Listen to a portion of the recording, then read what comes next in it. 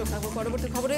লোকসভা নির্বাচনের মতোই উপনির্বাচনেও জোট বার্তা। বামফ্রন্টের বৈঠকে 4টি কেন্দ্রের প্রার্থী ঠিক করল ফ্রন্ট নেতৃত্ব।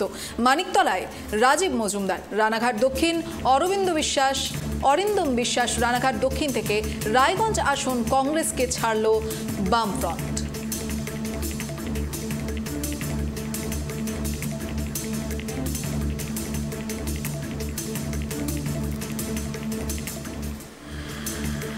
বামফ্রন্টের বৈঠকে 4টি কেন্দ্রের প্রার্থী দিল ফ্রন্ট। এই বিষয়ে আমরা আরো বিস্তারিত কথা বলবো আমাদের প্রতিনিধি ত্রয়ন চক্রবর্তীর সঙ্গে।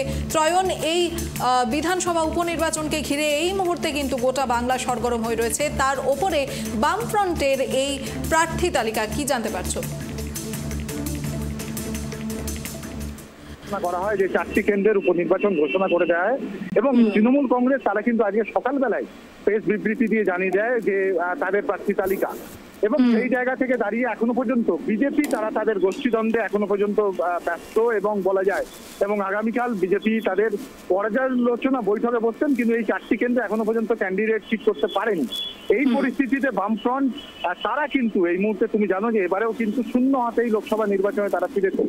তারা কিন্তু আজকে বামফ্রন্টের বৈঠক ছিল এবং সেখানে দাঁড়িয়ে তারা কিন্তু তাদের যে 4টি কেন্দ্র সেই 4টি কেন্দ্র এবং সেখানে প্রার্থী ঘোষণা করলো, এবং খুব স্বাভাবিকভাবেই বলা যায় একটা জোট বার্তাও কিন্তু তাদের তরফ থেকে রাখা হয়েছে দিশা, এমনটাই কিন্তু রাজনৈতিক মহল মনে করছে। এবং এখনো পর্যন্ত যে 3টি কেন্দ্র অর্থাৎ 4টি কেন্দ্রে উপনির্বাচন রয়েছে তার মধ্যে 3টি কেন্দ্রে তারা প্রার্থী ঘোষণা করে দিয়েছে।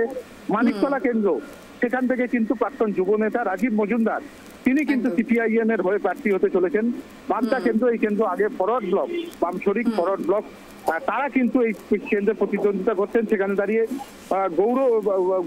গৌরাদিত্য বিশ্বাস তিনি কিন্তু এবারে প্রার্থী করেছে ফরওয়ার্ড ব্লকের তরফ থেকে। এবং রানাঘাট দক্ষিণ তুমি জানো যে অত্যন্ত কঠিন একটা জায়গা, কারণ মতুয়া ভোট রয়েছে, সিএ ইস্যু রয়েছে, সেখান থেকে কিন্তু এবারে অরিন্দম বিশ্বাস সিপিআইএম প্রার্থী, তাকে কিন্তু প্রার্থী করা হয়েছে। এবং আমরা এখনো পর্যন্ত এদের সাথে যোগাযোগ করার চেষ্টা করেছি এবং প্রত্যেকে কিন্তু জেতার ব্যাপারে এবং বাইনারি পলিটিক্সকে ভেঙে তারা এগোতে পারবে বলে তারা মনে করা হচ্ছে। যেটা গুরুত্বপূর্ণ বিষয়, রায়গঞ্জ আসন, সেই আসন কিন্তু কংগ্রেসের জন্য ছেড়ে রেখেছে সিপিআইএম। এই কেন্দ্রে কংগ্রেস যদি প্রার্থী দেয় তো 2-1 দিনের মধ্যে তারা অপেক্ষা করবে।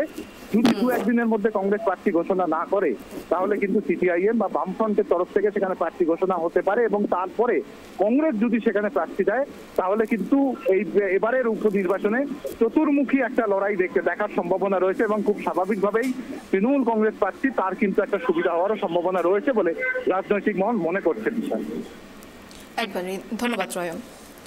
এদিকে লোকসভা নির্বাচনের মতোই উপনির্বাচনেও জোট বার্তা। বামফ্রন্টের বৈঠকে 4টি কেন্দ্রের প্রার্থী ঠিক করল ফ্রন্ট নেতৃত্ব। মানিকতলায় রাজীব মজুমদার, রানাঘাট দক্ষিণে অরিন্দম বিশ্বাস এবং রায়গঞ্জ আসন কংগ্রেসকে ছাড়ল বামফ্রন্ট।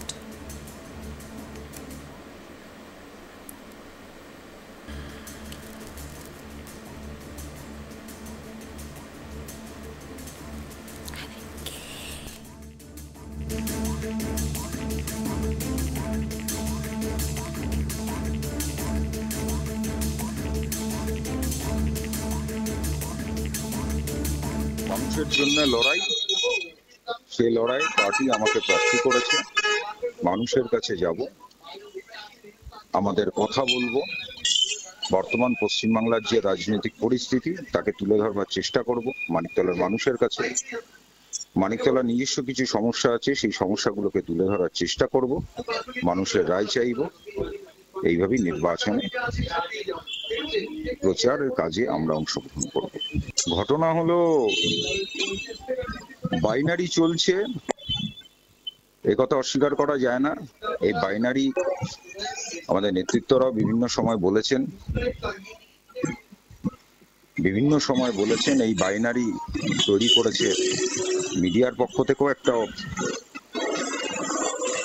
এই বাইনারি তৈরি করবার ক্ষেত্রে একটা গুরুত্বপূর্ণ ভূমিকা আছে। মানুষ এই বাইনারির মধ্যে পড়েছেন, কিন্তু একটা জিনিস তো স্পষ্ট, তৃণমূলকে হারাতে গেলে বিজেপিকে ভোট দেওয়া। যদি মানিকতলার হিসাব দেখি, 2019 সাল, 2021 সাল, কি সদ্য যে নির্বাচন হয়ে গেল 2024 সাল, বিজেপিকে ভোট দিয়ে তৃণমূলকে হারানো যায় না। আবার তৃণমূলকে পরাজিত করতে গেলে বিজেপি যারা বিজেপিকে ভোট দিয়েছেন তাদের কাছেও এটা একই পরিষ্কার চিত্র উঠে এসছে। দেশে বিজেপির সরকার, রাজ্যে তৃণমূল এর সরকার, তাদেরই অধিকাংশ লোকসভায় জিতেছেন, এটা আমরা দেখেছি। আর বাম যদি বলেন মানিকতলার স্বাধীনতার পর থেকে কিন্তু একটা ঐতিহ্য আছে। হয়তো বর্তমানে বেশ কিছু বছর বা দশক বলতে পারেন তার চেহারাটা হয়তো ভিন্ন হতে পারে, কিন্তু স্বাধীনতার পর থেকে মানিকতলা যদি দেখেন, এখানে আমরা রবীন্দ্রনাথ সেনকে দেখেছি, এখানে ইলা মিত্রকে দেখেছি, এখানে সুরিত মল্লিক চৌধুরীকে দেখেছি, এই মানিকতলায় শ্যামল চক্রবর্তী, রূপা বাগচি, এরাও এমএলএ ছিলেন। আমরা মানিকতলার মানুষের কাছে পৌঁছবো, মানিকতলার মানুষের জীবনের যে যন্ত্রণা এবং রাজ্যে যে চাকরি চুরি থেকে শুরু করে সর্বক্ষেত্রে যে দুর্নীতি, সেগুলোকে তুলে ধরবার চেষ্টা করব। এবং বিজেপি একের পর এক তার কাজের মধ্যে দিয়ে, যে জনবিরোধী কাজের মধ্যে দিয়ে মানুষের জীবনে যন্ত্রণা নামিয়ে এনেছে, যে বিজেপি এখন দেশে তার শক্তি অনেকটা হারিয়েছে, সে বিজেপির কথা তুলে ধরবো। দেশ বিক্রির কথা, দেশের সম্পদ বিক্রির কথা, একের পর এক কর্পোরেটকে সুবিধা পাইয়ে দেওয়া, দেশের বেকারত্বের কথা, সমস্তটাই রাজনৈতিক বিষয় নিয়ে মানুষের কাছে যাব, মানুষের রায় নেব।